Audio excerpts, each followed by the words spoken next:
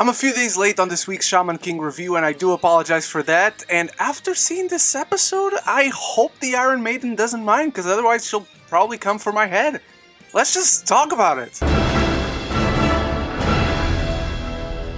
Our heroes get some much-earned downtime, but soon enough things change as they learn that Lyserg's match as a member of the X-Laws is up next, and they rush to the stadium only to witness something truly graphic, traumatic, and horrible. This episode gets very heavy thematically, visually it's graphic, and oh my god, there's so much to talk about.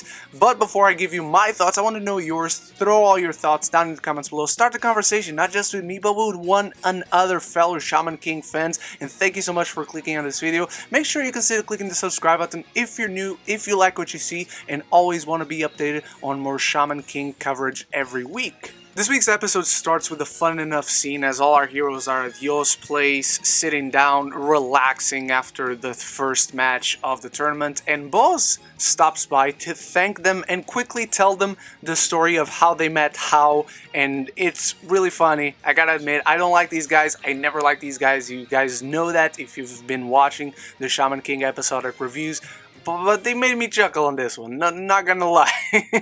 And they thank Chocolove and the others for helping them and for realizing that they can start over, which I think it's a really good showing of the effect of our heroes, not only in the story, but on the people they interact with, and I think that's the true showing of what a hero can do. So then the rest of the episode is pretty simple. We have a big chunk of the episode where honestly it's Lyserg proving himself to the X-Laws, to the Iron Maiden, and just completely owning these Egyptian shamans who, by all intents and purposes, they look awesome. I'm personally a big fan of Egyptian mythology. That has nothing to do with Shaman King specifically, but I like their look, I like their powers, the visuals on them are really good. But Lyserg quickly disposes of most of them, and he keeps sporting this like psychopathic look in his eyes that I fucking love, but I was always kind of feeling shivers down my spine as I saw the episode, until he's about to actually kill one of these dudes, as he does not stand down and is not afraid of Lyserg as he unleashes justice on these guys, but Morphine steps in and prevents him from killing this dude. Fuck yes, Morphine.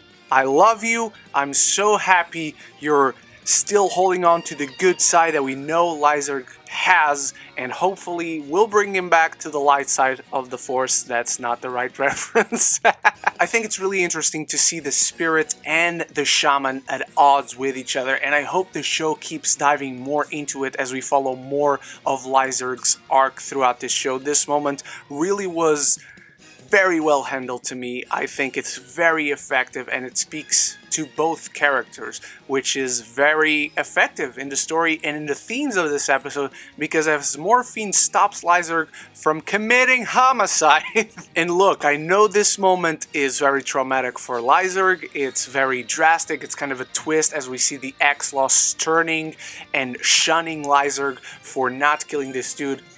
But come on, it's very funny to see Marco just throw this fucking metal coffin of the Iron Maiden through the air to hit Lyserg, and he's thrown out of the ring. It's a very funny visual. It's hilariously awkward to imagine that that dude quickly picked up the coffin and just chucked it over at Lyserg, and both of them flew through the air.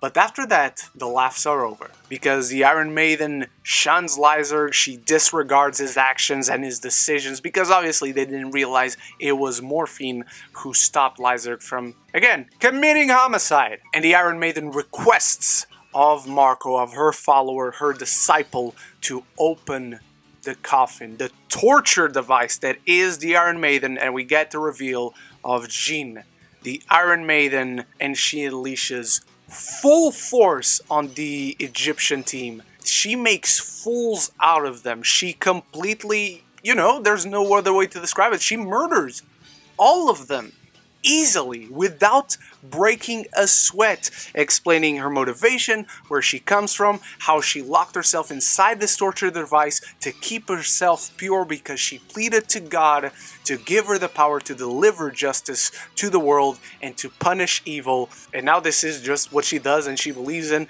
and I actually do love her spirit, Shamash. It's really cool. It kind of reminds me of Miyu when it's in small form. Even in Miyu with a mix of Baby from Dragon Ball GT. I just love the visual on Shamash.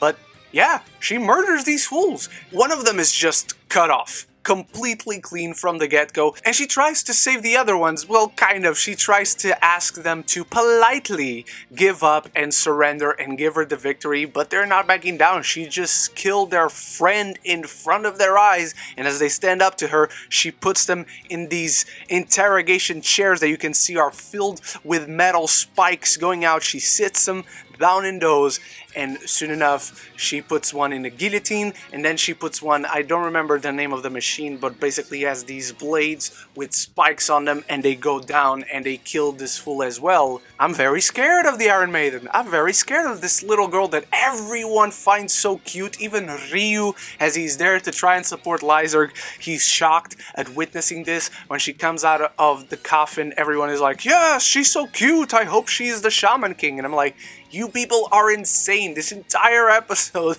is a cautionary tale about religious fanatics and their definition of justice and delivering it to the world. But it is also how you present a great villain in an incredibly effective way.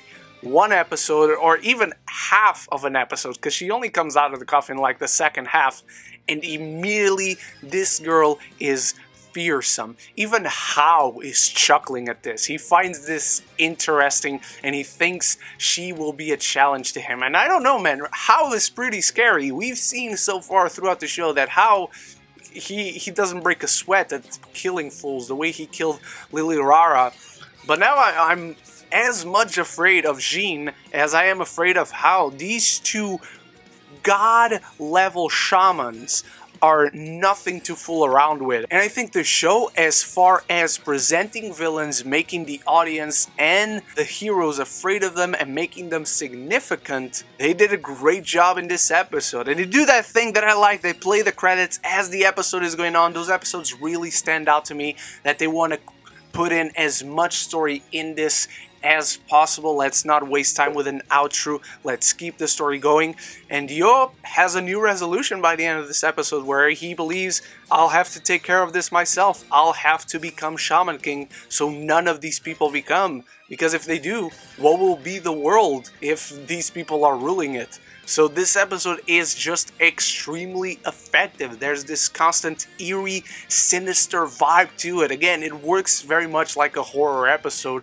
And the first episode, Faust came in and he fought Yo. That is still one of my favorite episodes. So this one ranks high up there as well. And I cannot wait to see what comes next. Not only literally next week in the next episode, but also whatever comes next with these characters, with the X-Laws, with Jeanne. What will she do next? What is the limitation of Shamash's power? Cannot wait, man. This episode really shocked me. It shook me to my core. I was constantly afraid of what she was going to do next, and I think this episode just puts her on the map as a big, big threat. And so those are my thoughts on this week's Shaman King. I honestly didn't have any issues with it. Maybe it's not my favorite episode, but it's just a really solid 20 minutes of storytelling right here in advancing the story. So I want to know what you think. If you agree, if you disagree, throw it all down there and start the conversation. And once more, thank you so much for watching. You are the best. Make sure you click that subscribe button if you haven't yet, but you've watched this far. Because if you're still watching, you enjoyed it on some level. Thank you so much for watching. I'll be back very soon. I have reviews for Mortal Kombat Legends Battle of the Realms, The Voyeurs, coming to Amazon Prime this Friday on September 10th. What If, we review it every week, and many others, and I hope to see you in those. And so until the next one, love each other, and love the movies.